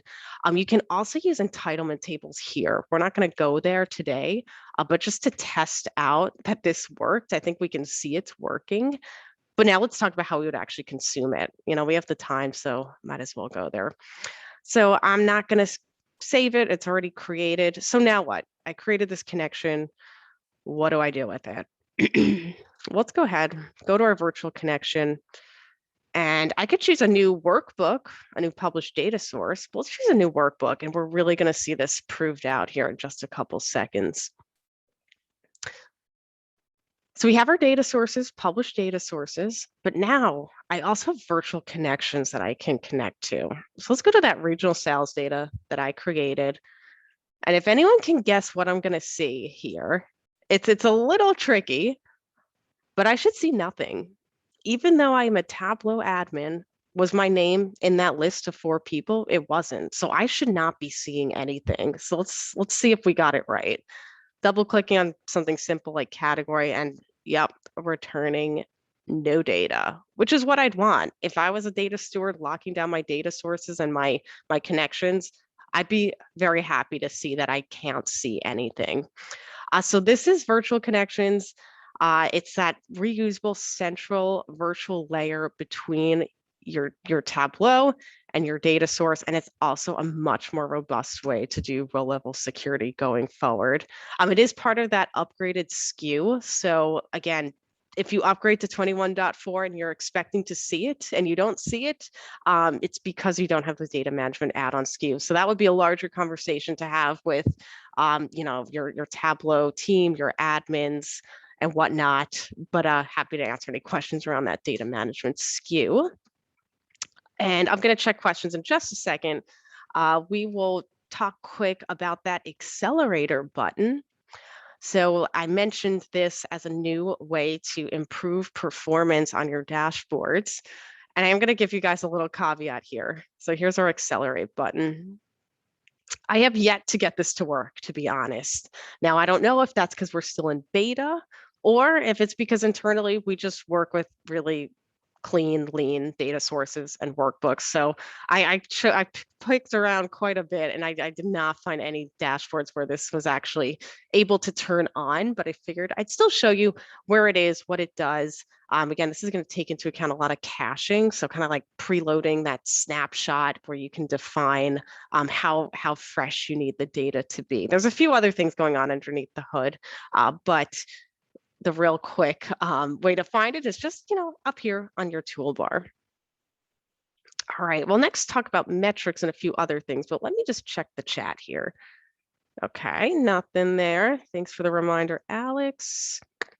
And is virtual connections available in desk and desktop? I believe so. Let me double check though. I've only been testing it out in server, but the idea would be right that it would be probably in prep. I'd be very surprised if it wasn't in prep. Okay, let's talk about some metrics updates now. So you can see that metrics have a nice fresh look to them. They have a little spark line. That's not what's new though. Let's actually make a metric and I'll show you what's new. And actually, shout out to Pradeep, one of our Ironviz finalists, because this dashboard was actually his design idea. I just put my data in it. So I want to give him credit for that. All right, so metrics are those KPIs that you create on a dashboard. They refresh either on your extract refresh schedule, or by default, it's every 60 minutes. And they've been very popular. They rolled out 2 years ago about, well, 2020, mid 2020. And they're very easy to create. You guys may be creating them now today, maybe consuming them. But what's new now when you create these metrics is you now have the option to choose a date range, which is nice. I could go custom. I'm going to choose all time. And by default in the past, it was just historical. So that nice little indicator % difference would just look back to whatever the previous date aggregation was. So this was last week or daily, it'd be saying, hey, you're up 24% from last week. But now I can choose a constant. So let's say what I really care about is, hey, are we on target for our sales goals? Maybe that's 150 grand. Notice how that just changed. So now I see the actual number above. So, hey, we're doing good this week. Even better, I can take it one step further and we can now color code these metrics. So above is good. Yeah, we're selling a lot. Neutral we'll take as good too. And if we're not doing so well, it's going to be colored red. And we can see that change. So if I change this to bad, notice it's red. So it immediately catches your eye. So that's a really nice enhancement to metrics. So I'm a big fan of that little enhancement there. Like I said, sometimes enhancements are really subtle, but this is a pretty significant one. Let's talk about editing published data sources and a quick demo of copy and pasting. Although copy and pasting is pretty self-explanatory, but why not? We'll just talk about it because we're here. So anything that's an object, you can copy and paste. So let me bring in like a download button, for example. And what's nice is, when you're resizing things, especially using like text boxes and whatnot, let's say I, change the color. This is when that copy and pasting could save you a lot of time because now you're taking in, the formatting as well. So Control C, Control V, you can see I can now copy it right here. Ooh, did I do it too many times? There we go. There's my copy. I can do it on text objects as well. Where's my other copy? There it is. So that's a nice fun one. You can't copy dashboards yet. I don't know if we ever will be able to, but just be aware it really is just for those objects. And let's move into talking about editing those published data sources. So I am connected to a published data source, as you can see. But what would happen if I'm looking at this data and I say, I really actually need another calculation on profit margin, or I'm actually missing my returns data. I've got my people data set, which should be familiar. This is the same data set we looked at with the virtual connection, but I need to join in another table. Now, if anyone's had to do this before, you're probably shaking your head being like, oh yeah, it's doable, but it's a bit of a process. You have to download it, create a local copy, make the edits, republish it, overwrite it. Okay, then you're done. It is a 9-step process. We are now making this just seamless and intuitive. If I need to edit this published data source, I can just come right in, edit the data source. Now I have this nice handy edit button. So we'll go ahead, click on that because we get another nice little addition to this. So now let's add in our returns. We're not going to do too much here. Maybe I want to hide some fields, like I don't really need row ID. Maybe I want to make a quick hierarchy. I mean, you guys kind of get the idea. I'll just make a quick hierarchy because why not? Just making those edits. We could do as many or as little as we want. So we did three significant changes here in a little under a minute. And that's all there is to it. And you get this nice scratch pad too. So I can see, are my edits what I want? You know, is this coming through before I publish it and doing what I'm telling the data source to do in these edits, so I can see real time what my edits look like. And then what's nice is if you are the data source owner, I could publish right over this, overwrite it, kind of the same way if you're the data source, you're the dashboard owner of a dashboard, you could overwrite your edits, or you could publish as, so I could create a new copy. I'm not going to do it right here. I think you guys can see that it would work. But this is a really nice addition to, to working with published data sources. And then last up is, let's talk about that prep update with linked tasks. So let me get out of here. We're not going to publish. Actually going to go back to this server.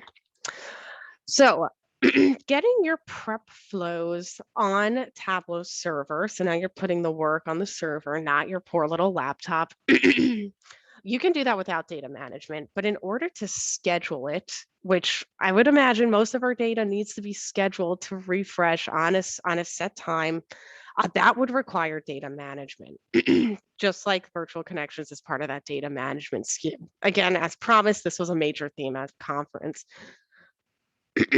Sorry, dry throat. But let's say that my sales data, you know, is determined on my cost data run finishing first. That's a separate ETL process. Well, let's go ahead and look at how we would set something like that up. It's very simple now. So now I can create linked tasks. So I can have my sales data here, and then I could go to a flow, whether it's in this flow or not. This could be a flow that's on the server, not even a part of this flow, which is really powerful. So cost of goods sold, for example. But maybe I need to make sure, oh, did I not actually add that? Let's make sure I add that. There we go. I know this one needs to go first. So I'm going to move this up, and then my sales data will execute. And I can tell server how to handle this. Hey, if this succeeds, great. Continue on, right? If this fails, well, I could still have it run, but with a warning, or I could stop it, get an email, and address it. And then my sales data will run. I could add additional tasks. I could add several series of flows to ensure they execute first in a set order. So this was a big request with prep, and this is just seeing how we're getting Tableau prep more and more ready. Well, it really is enterprise ready, but creating that enterprise ETL tool that really fits in well with the entire Tableau platform. This was a highly requested feature. We got it into the product already. This is GA. This was out in 21.3. I just decided to kind of throw it in here as we talked about beta while I'm on this server. And let's talk about what else is coming. So some of the GA features, I'll check the chat first. Can any creator or editor, edit a published data source or restrict it to the data source owner? So it's going to depend on your restrictions. So if I am the data source owner, I can overwrite it or save a new copy. If I am a creator that has permissions and Explorer, again, this is all tied to permissions to the data source, to the project, and you have those viewable, editable permissions, then you could create a copy. So again, it's going to depend, but yeah, if you do need to make those edits, it's not necessarily just the person that owns the data source. If you're permissioned to make edits, you can create a copy, which is the same way Tableau server works for workbooks, right? Like you can have web authoring permissions to a dashboard that you did not create, but you can create your own copy and save it. So very similar the way the published data sources will work as well. Okay, I think that's it for questions. So what's new? That's out now, GA. I know we're talking about really things that are new, but these were big themes at conference, so I figured I'd cover it. So Slack integration, you could not ignore Slack if you attended conference. Again, we are going big on Slack. Since we acquired them, we are really tightening the integrations between Tableau, Slack, the entire Salesforce ecosystem. And this is out now. This has been out. I'll give you a quick demo. I'll quickly show you where you'd set it up. You can do it with comments shared with me, and alerts will go right to Slack. And the common question is, hold on, let me take a sip of water real fast.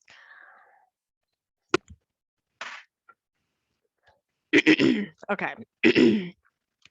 A common question is, yeah, that's much better. Well, what if we don't have Slack? What if we are all set on Teams? We are not changing from Teams, and we'd like this functionality too. What about us? Well, great question. That is coming. Sorry, I need to clear my throat. Okay. Talking too much. There we go. So it's other integrations with other communication utilities is on our roadmap. We're just doing it with Slack first. Again, don't hold me to that, but that is the direction we're going. Also, a big one, this is probably one of the things I'm most excited about, is the Tableau Exchange, and specifically a company we acquired called LinPack Dashboard Templates, Accelerator template. Could think of them the same thing. So we now have 80 plus templates that anyone can download and plug your data into. Yeah, you have to do some work, make sure the data field types match up, but these are some amazing templates, and I'll show you guys a couple of them and where to find them. Also, yeah, we're going to state Exchange in a bit. Some updates to Tableau Public. I know we saw quite a bit of public today in our demos, especially with Adam. We are making big investments in making public easier to use and more of a everyday kind of tool in your tool belt. So you can now create copies if the author allows directly on public. We have a new fancy interface. We're going to have Slack integration with public, and we're also going to have Tableau prep in public too. So users can share those flows with the community. Right now, nobody can really see what we're doing with their prep flows. And, data prep can be tough. So why not get some help in the community? So that is going to come out next year.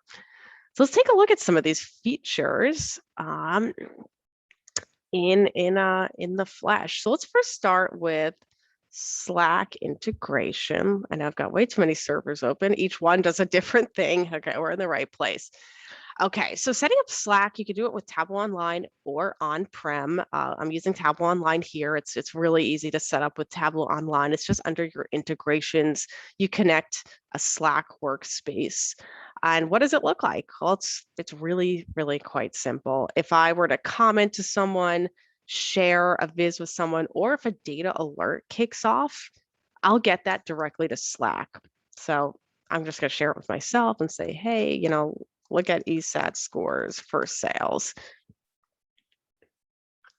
And my little Slack, if it's working, there it is.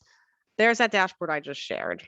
J-Lela just shared with my message. And this is actionable. So if I click on it or a metric, somebody just shared a metric with me earlier, I can come right to it from Slack.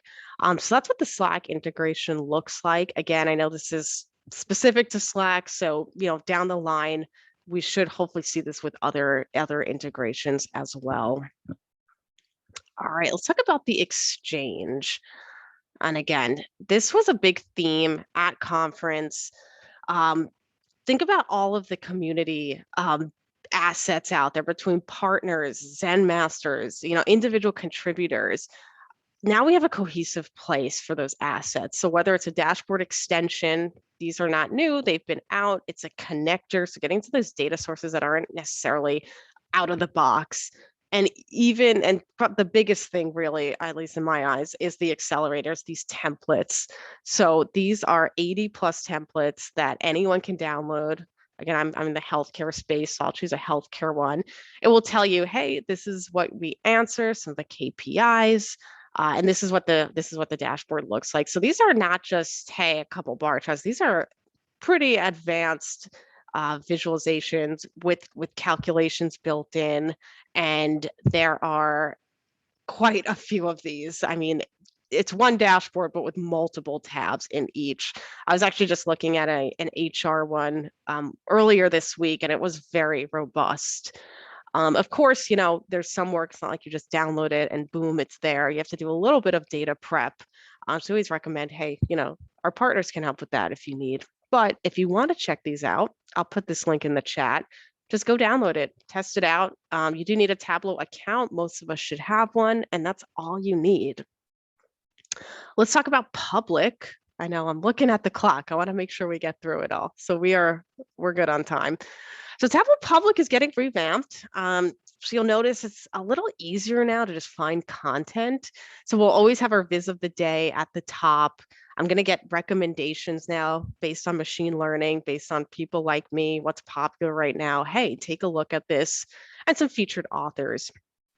What's new in public, not just the interface, but let's say I see this, let's pick anyone, someone's resume, for example. And if you're in the job market as a seeker or a, someone looking to hire, we're adding that functionality in now. Oh, it's not here. Looks like they just took it out. There was a hire me button. Well, you'll see it soon. So next to follow, you'll see hire me. Let me see if somebody else has one. Let's try her. Now they must have taken out, but all right. Well, there's gonna be a little hire me button, so it'll be easier to kind of make that community connection strong. But what I'm really excited about that's new in public is, for example, this dashboard that I created for CMS stars. This is actually pretty difficult data to work with. What if you wanted to work with this data? Well, yeah, you can download it. Again, the author has to allow that, but you can also make a copy right in public now and do your own edits and saving, again, which is really, really nice. Now you don't even need to go into desktop. You can do it all on Tableau Public. So big enhancements to public to be aware of. Again, we are big fans of public, internally great for inspiration, as we've already seen today. But moving on, with 10 minutes to spare, we're going to start moving into what's more development roadmap here. Oops, nope, don't want to go there. So this is more discussion at this point. These are features that are really forward-looking, and let's move through some of these. So we're going to start making advanced visualizations easier. So have you ever seen those crazy chart types like radar charts, chords, sunbursts? I mean, you name it. There's some pretty incredible dashboards that people build, but people like Adam or a Kevin and a Ken, the everyday Tableau user could get there, but it would take a lot of time. There'd be a lot of, cross-referencing workbooks to try to figure it out. Well, we're going to start making it easier to make those advanced chart types. We're going to build SVG files that's going to have the math packaged up with it. You're going to download it. That's how my understanding. This could change, and then it will be a mark type. So it'll actually be a mark type, not on show me, which is interesting. And it should be a lot easier to make those advanced visualizations. But more to come on this. This is still pretty far out. But be on the lookout for when this drops. We're going to have a new view data experience. So view data is one of the most popular features in Tableau, but it's kind of clunky, looked a little archaic, to be honest. Well, now you can move around those fields, remove fields, and it's just a nicer experience to download and view. This is an exciting one. It's data change radar. So this is Tableau really going heavy in the machine learning AI field. So now Tableau server is going to use machine learning to scan your dashboards, your data, to detect changes. If there's been a big spike or a big outlier, it's going to let you know. In your server, it's going to go under that recommended section. So you'll see, hey, just pointing this out, this might be something you want to look at. On that note, when you go into a dashboard coming soon, again, no ETA here, there's going to be this concept of Discover Viz. And what this is doing, it's really built off explained data. Hopefully some of you are using explained data. If you're not, it's Bayesian statistic models that tell you, hey, is there anything significant about this data and why? So now we're just going to have that built in. So it's just going to be automated where you won't even need to click on a mark. Tableau is going to do that work for you. So you're not just going to understand, hey, something, sales spiked yesterday. And it's also going to try to explain why. So it's going to open up that nice explain data. It's going to be even revamped visuals. So take a look at that coming soon. Again, no ETA, but there's a lot to be seen with this explain data expansion. I'm very excited about this one. And then we have action frameworks. So this is another big one, also built off the concept of extensions. So where you can take action within your dashboard. So this is a big kind of, I want to say, blind spot right now with Tableau in some ways, where you might see, oh, hey, I need to address this, or wow, okay, that case has been open for way too long. I need to fix it. But then you find yourself going out of Tableau into another application or into, your web portal. And sure, we can do that with action filters just fine. But wouldn't it be great if you just clicked a button, you could do it right in Tableau? So some use cases could be, sending documents to someone, escalating a case. Kicking off, the first one will be Salesforce flows. So really keeping the user in the flow, in the action, and you're never leaving Tableau. More to come there. Again, no ETA, but hopefully sometime this year. Model builder. This is a big one. This is Einstein Discovery being brought into Tableau. So some of you hopefully have seen Einstein Discovery. If you haven't, you can look back at some previous sessions we've done. That's bringing the machine learning models into Tableau to make those predictions and recommendations. The part where we lose people with this is you have to go into Salesforce Analytics Studio, load the data, create the model, then you bring that into Tableau with an extension. We've done that demo on this tug earlier in this year, so hopefully that rings a bell. But again, you have to leave Tableau, just like with the action frameworks, it loses users. So now we're going to bring that into Tableau. So it's a seamless guided experience. Again, no ETA on that, but coming this year. A deeper Slack integration. So Ask Data, that is in beta, that should drop in the next release. And then eventually down the line next year, we're going to have predictions in Slack, alerts in Slack, explain data in Slack. As promised, we are going big on Slack. So all of the main kind of things you do in Tableau, expect that a lot of that you're going to be able to do in Slack, and it's all going to be built in, automated, and seamless. And I think this might be the last slide with 5 minutes to spare, so we have some time for questions. Is some admin updates. We're not forgetting about you guys, admins. We are making upgrades easier. We're going to have a pre-flight checklist, smaller downtimes. We're going to also define resource limits. If you don't want your server getting hammered with, like 100 extra refreshes at 8 a.m., you can set those limits right on the interface. And we're coming out with a new deployment guide so you can help better scale your environment. And, prep updates. This is the last one. We're going to bring out extensions for prep. So just like we have extensions for dashboards, we're going to have extensions for prep for them, for some of those harder things to do. Linked tasks, we talked about, that is out. We're going to have parameters in prep. That one seems subtle, but that is going to be incredibly powerful. And like I mentioned, prep coming to public sometime in 2022. And I know I just raced through that to get through it all.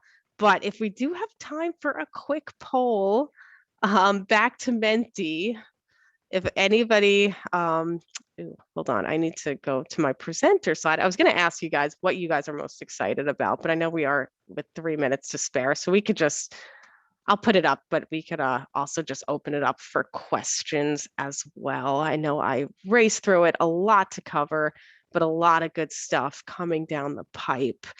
So I'll get that Menti poll up, but while we are kind of at the end here with 3 minutes, I'm going to turn it over to back to you, Alex, and we can close things out.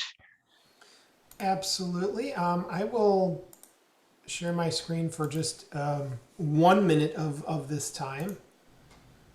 And I'm going to be really quick about it. Let's see here. Where are we? This and then slideshow. Okay. Oh, this is me. We don't need to see that. That just is, and that's Andy Cotgreave, by the way, for those of you who can't tell who that is. If you watched Ironviz, it's awesome.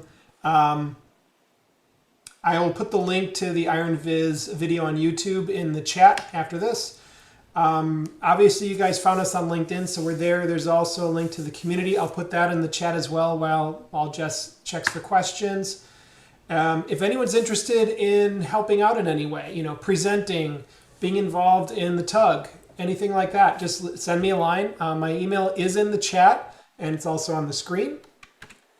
And just really quick, we already have a date for the next meeting. It's going to be February 10th, 10 a.m. to noon, same as this. We already have Kevin Fleurlage booked for that meeting, so we have another Zen master.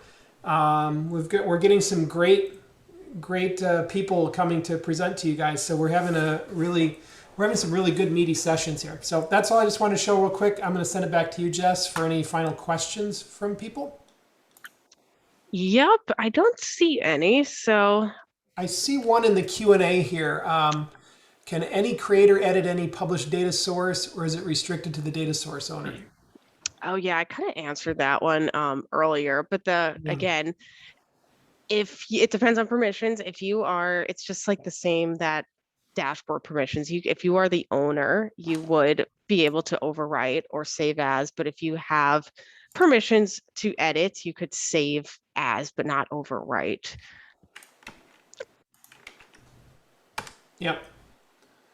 I'm putting the other links in the chat. If anyone else has a last question, we're in kind of our last minute here. But if you think of any later, you can post them to the LinkedIn group. You've got my email, and I can certainly forward any questions on to appropriate people as well as needed. But thanks everyone for joining. Jess, thanks for presenting and helping out. And of course, thanks to our other presenters as well. Adam, nice job. And thanks everyone, and we hope to see you online and see you at the next meeting. Bye, thanks, Alex. Thanks, everyone.